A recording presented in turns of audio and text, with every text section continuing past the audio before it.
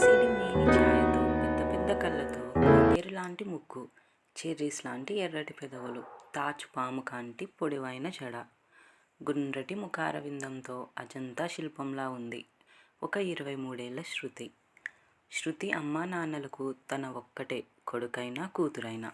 అందువల్ల శృతి పుట్టినప్పటి నుండి నేటి వరకు తన తల్లిదండ్రులిద్దరూ ఎంతో అపురూపంగా ప్రేమగా తను కోరింది కాదు లేదు అనకుండా అందించి ఒక చిన్న సైజ్ ప్రిన్సెస్లా చూసుకుంటూ ఉంటారు. అలా అని శృతి పేరెంట్స్ బాగా రిచ్ అనుకుంటే పొరపాటే. వాళ్ళది మధ్యతరగతి కుటుంబమే. బట్టల షాప్ పెట్టుకొని భార్యాభర్తలిద్దరూ ఆ షాప్ చూసుకుంటూ అందులో వచ్చే ఆదాయంతోనే ఇంటిని చక్కబెట్టుకుంటూ శృతిని రాణిలా చూసుకునేవారు. శృతిని ఎప్పుడూ వాళ్ళు అది చేయొద్దు ఇది చేయొద్దని, అక్కడికి వెళ్ళకూడదు ఇక్కడికి వెళ్ళకూడదని రూల్ చేసేవారు కాదు. శృతికి ఫుల్ ఫ్రీడమ్ ఇచ్చేవారు. అలా తల్లిదండ్రులు అంత స్వేచ్ఛ ఇచ్చారు కదా అని ఏదైనా చేసేయచ్చు అని శృతి ఏ రోజు అనుకోలేదు. అమ్మా నాన్నలు ఇచ్చిన ఫ్రీడమ్ని దుర్వినియోగం చేయలేదు. ఎవరితో ఎంత చనువుగా ఉండాలో అంతలోనే ఉంటూ బుద్ధిగా చదువుకుంటూ తోటి వాళ్ళకి చేతనంత సాయం చేస్తూ సంతోషంగా తన కుటుంబంతో కాలం గడుపుతుంది.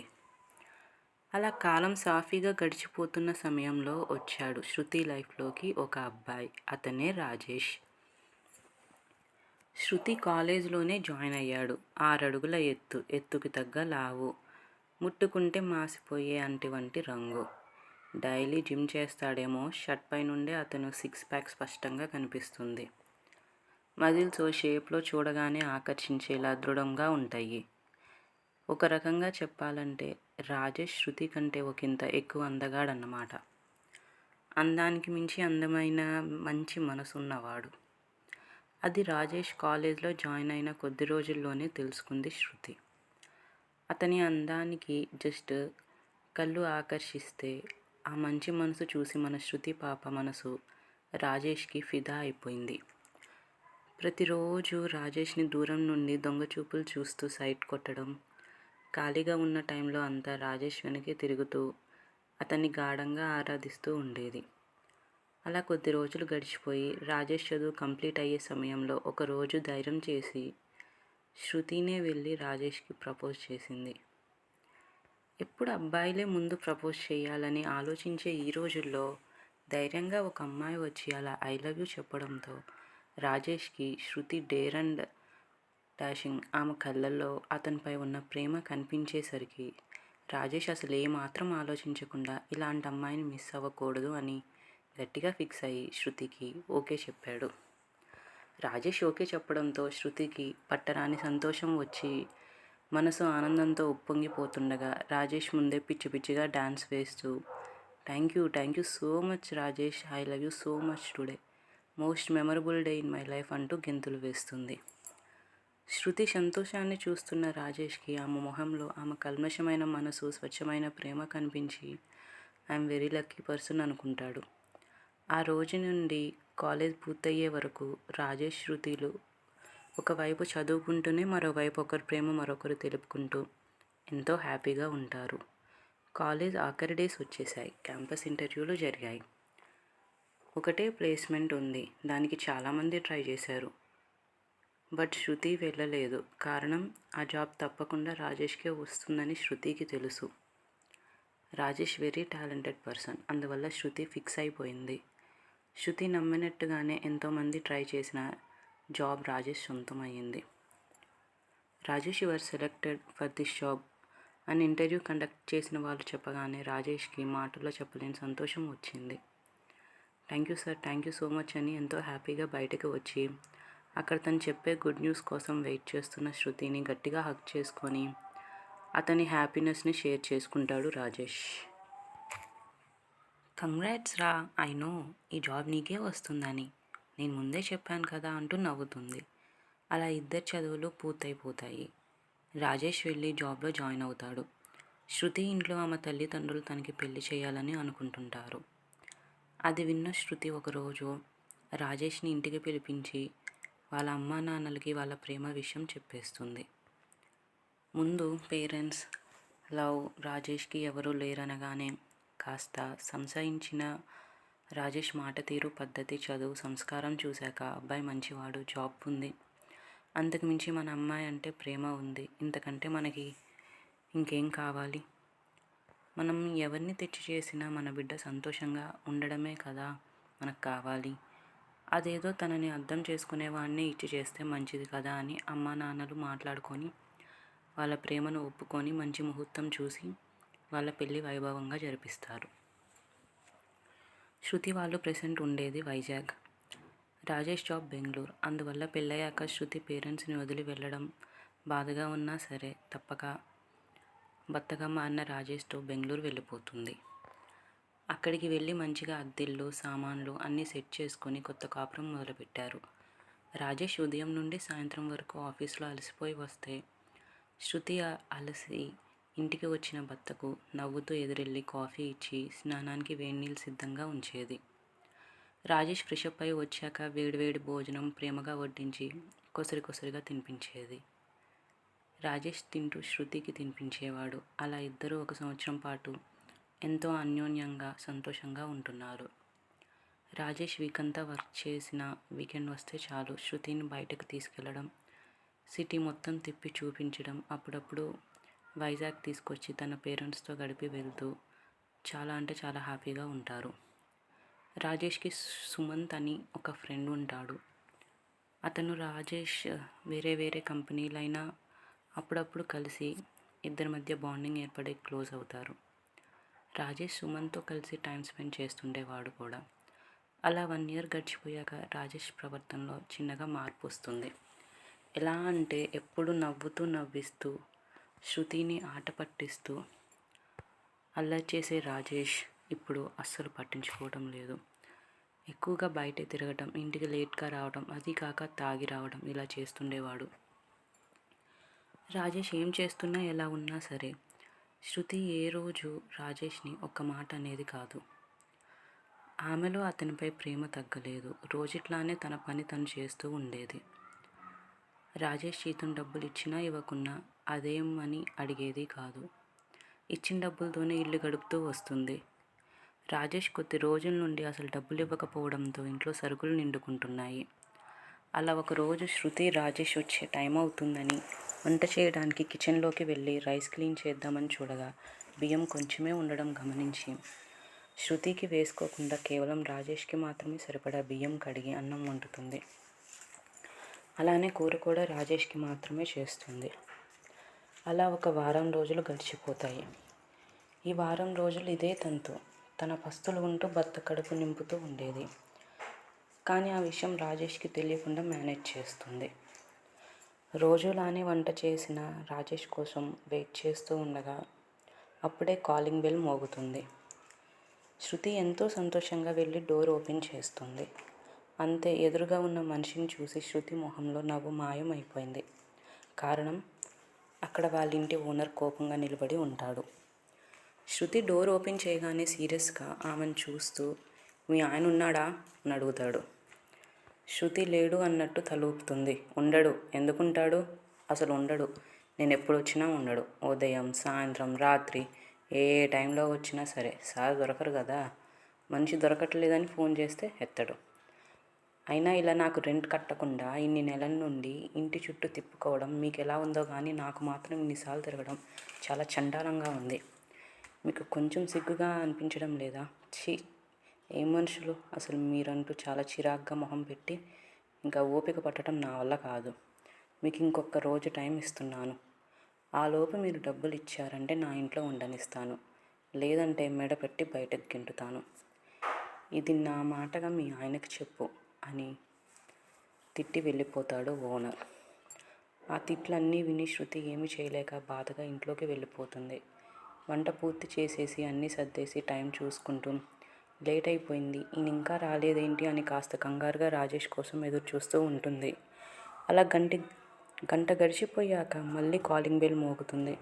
పరుగున వెళ్ళి డోర్ తీస్తుంది. ఎదురుగా రాజేష్ ఫుల్గా తాగి ఊగుతూ శృతిని కోపంగా చూస్తూ, ఏంటి చెవులేమైనా దొబ్బాయా నీకు? వినిపించడం లేదా? ఎన్నిసార్లు బెల్ కొట్టాలి అని అరుస్తూ, చీలే అడ్డు తప్పుకో అంటూ శృతిని పక్కకి నెట్టేసి తూలుతూ ఇంట్లోకి వచ్చి షూస్ తీసి బెడ్ మీద అడ్డంగా పడిపోతాడు. భర్త మళ్ళీ తాగి వచ్చినందుకు బాధగా ఉన్న అన్నం తినకుండా పడుకుంటాడని పరుగున వంటింట్లోకి వెళ్ళి భోజనం ప్లేట్లో పెట్టుకొని నీళ్ళు గ్లాస్ తీసుకొని వచ్చి రాజేష్ ముందు టీపై మీద పెట్టి ఏవండి ఏవండి అని పిలుస్తుంది చిన్నగా. పడుకొని ఉన్న రాజేష్ ఏంటే నీ గోల, పడుకోనివ్వవా అని అరుస్తాడు గట్టిగా. అది కాదండి, కొంచెం తినేసి పడుకోండి అని మెల్లగా చెప్పగా అంటూ పైకి లేచి కూర్చొని ఎక్కడ కడుక్కోవాలి అని అడుగుతాడు. వెంటనే కిచెన్లోకి పరిగెత్తి ఒక గిన్నె తీసుకొని వచ్చి రాజేష్ చేయి అందులో పెట్టి నీళ్లు పోస్తూ కడిగింది. శృతి ప్లేట్లో అన్నం కలిపి ఒక్కొక్క ముద్ద రాజేష్కి పెడుతుంది. కానీ రాజేష్ ఛీ ఎంత చండాలంగా ఉందో, ఇది ఎవడైనా తింటాడా? కుక్కలు కూడా తినవు, నేనెలా తింటానే, నీ చెత్త వద్దు, అవతలికి పో అంటూ గిన్నెలో చేయి కడుక్కొని పడుకొని పోతాడు. ఒకప్పుడు తన చేతి వంట అమృతమని పొగిడిన భర్త ఇప్పుడు కుక్కలు కూడా నీ వంట తినవు అనడంతో కుళ్ళుకిళ్ళు ఏడుస్తూ రాజేష్ ఎంగిల్ ప్లేట్లో ఉన్న అన్నం అమృతంలా భావించి మరీ తింటుంది. అలా ఒక రోజు కాదు, రోజు శృతి వంట చేయడం, రాజేష్ బాలేదని ఆ వంట రుచి చూస్తే ఆకలి కూడా చచ్చిపోతుందని తిట్టి పక్కన పెట్టేయడం, శృతి ఏడ్చుకుంటూ ఆ 4 ముద్దలు తినడం జరుగుతుంది. ఒకరోజు ఈవినింగ్ రాజేష్ ఇంట్లో ఉన్న టైంలో కాలింగ్ బెల్ మోగగా రాజేష్ ఏ అప్పులోలు వచ్చారో ఏంటో అనుకుంటూ వెళ్ళి డోర్ ఓపెన్ చేస్తాడు. ఎదురుగా తన ఫ్రెండ్ సుమంత్ నిలబడి ఉంటాడు. అతన్ని చూసి చిన్నగా నవ్వి నువ్వా సుమంత్, హాయ్ రా, ఏంటి చాలా రోజుల తర్వాత గుర్తొచ్చానా, రా లోపలికి రా అంటాడు. సుమంత్ లేదు, నాకు అర్జెంట్ వర్క్ ఉంది, వెళ్ళాలి, బట్ నీకు విషయం చెప్దామని వచ్చాను, ఇలా రా అంటూ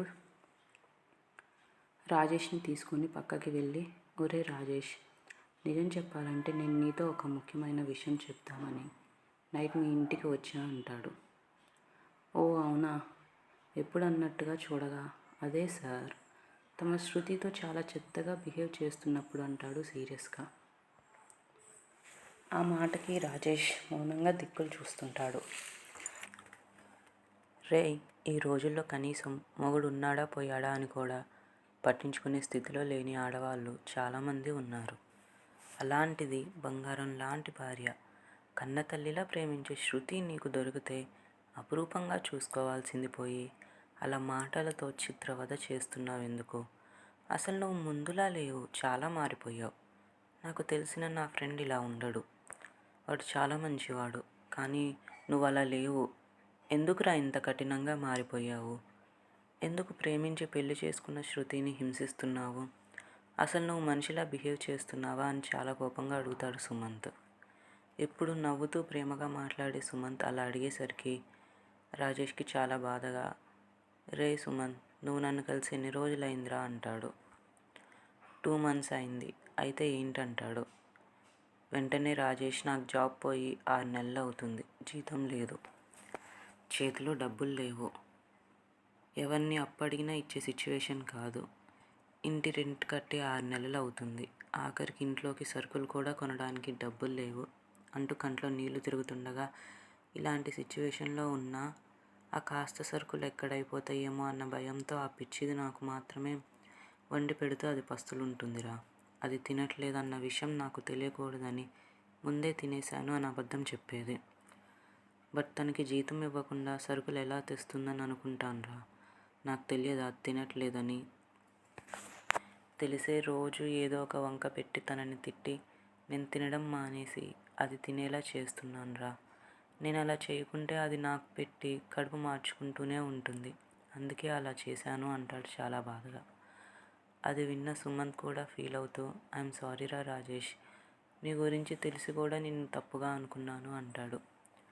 రాజేష్ పర్లేదన్నట్టుగా చూసి పాపం రా, శృతి వాళ్ళ ఇంట్లో తనని ఏ లోటు రాకుండా ప్రిన్సెస్లా పెంచారు, బట్ ఇప్పుడు నా వల్ల తనకి ఇలాంటి కర్మ, నేను తన లైఫ్లోకి వెళ్ళకపోయినా తను హ్యాపీగా ఉండేది అంటాడు ఏడుస్తూ. అప్పటి వరకు చాటుగా ఉండి ఆ మాటలన్నీ విన్న శృతి కళ్ళ నిండా నీళ్ళతో రాజేష్ ముందుకు వచ్చి నిలబడుతుంది. శృతిని అక్కడ చూసి రాజేష్ షాక్ అవుతాడు. శృతి రాజేష్ 2 చేతులు తన చేతుల్లోకి తీసుకొని గట్టిగా పట్టుకొని నిన్ను ప్రాణంగా ప్రేమించి పెళ్లి చేసుకున్నప్పుడు నువ్వే నా సర్వస్వం అని అనుకున్నప్పుడే నీకు నేను మాటిచ్చాను. నీ జీవితాంతం ఎలాంటి పరిస్థితుల్లో అయినా సరే నీకు తోడుంటాను అని. అది కష్టమైనా సుఖమైనా ఏదైనా సరే నీ చేయి విడవను అని. ఆ మాటని మర్చిపోయావారా? నువ్వు డాంకీ ఫెలో అని అంటుంది. ఒకవైపు ఏడుస్తూనే రాజేష్ చేతి మీద చిన్నగా ఒకటి వేస్తూ. శృతి అలా చేయగానే రాజేష్ చిన్నగా నవ్వుతాడు. శృతి రాజేష్ని గట్టిగా హత్తుకొని ఐ లవ్ యూ రా, love you so much, please ఏవేవో కారణాలతో ఇంకెప్పుడు నన్ను నీకు దూరం పెట్టకు. నీకు దూరంగా ఉండాలంటే నాకు ఊపిరి ఆడటం లేదు. ఐ మిస్ యూ రా, ప్లీజ్ నీకు నన్ను దూరం చేయకురా. నా ఆఖరి శ్వాస విడిచే వరకు నేను నీతోనే ఉండాలి, ఇలానే ఉండాలి. నువ్వంటే నాకు పిచ్చి ప్రేమరా అంటూ చాలా గట్టిగా హత్తుకుంటుంది శృతి. తన మాటల్లో స్పర్శల్లో తెలుస్తున్న ప్రేమ ఎక్కడ దూరం అయిపోతుందో అని రాజేష్ కూడా ఆమెను హత్తుకున్నాడు. కన్నీళ్లు కారుస్తూ సారీ రా, ఇంకెప్పుడు నిన్ను బాధ పెట్టను. ఐఎమ్ ఆల్సో మిస్ యూ రా, నన్ను క్షమించు అంటూ ఆమెను ఓదార్స్తాడు. ఇద్దరూ మళ్ళీ ఒకటైనందుకు సుమన్ సంతోషంగా దీన్ని చూస్తుంటాడు. రాజేష్ పెద్ద పెద్ద బంగ్లాలు, కార్లు, ఏసీ రూమ్లు ఏమీ లేకున్నా సరే 2 అక్షరాలు ప్రేమ ఉంటే చాలు.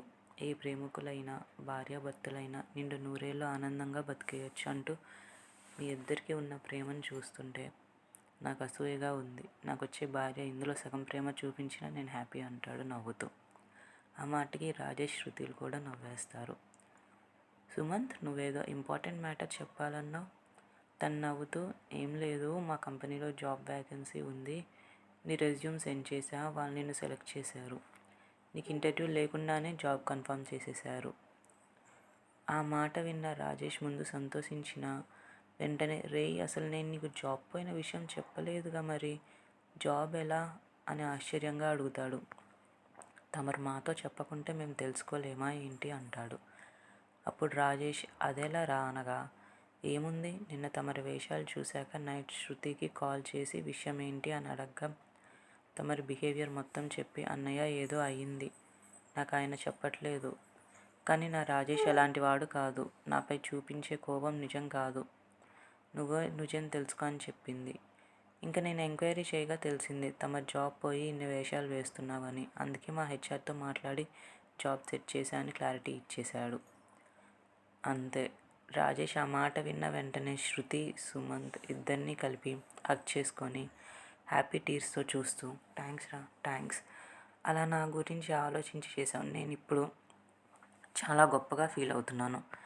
ఈరోజు ప్రపంచంలో నాకంటే లక్కీ పర్సన్ ఎవరూ లేరు అన్నట్టుగా ప్రాణంగా ప్రేమించే భార్య, అంతే ప్రేమించే స్నేహితుడు, ఇంతకంటే ఇంకేం కావాలి నా జీవితానికి. ఐఎమ్ వెరీ వెరీ హ్యాపీ అంటాడు.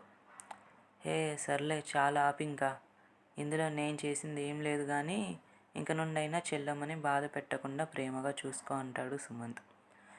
రాజేష్ శృతి చెయ్యి మీద చెయ్యేసి ఇలాంటి పొరపాటు మళ్ళీ జరగనివ్వను అంటాడు నమ్మకంగా. That's good, this is my friend అంటాడు. ఆ మాటకి ముగ్గురు నవ్వుకోగా శృతి, అయ్యో అన్నయ్యని బయట ఉంచి మాట్లాడిస్తున్నాం, లోపలికి వెళ్దాం రండి, కాఫీ తాగుతూ మాట్లాడుకుందాం అంటుంది. రే పద లోపలికి వెళ్దాం అంటాడు రాజేష్. పదండి వెళ్దాం అంటూ ముగ్గురు లోపలికి వెళ్తారు.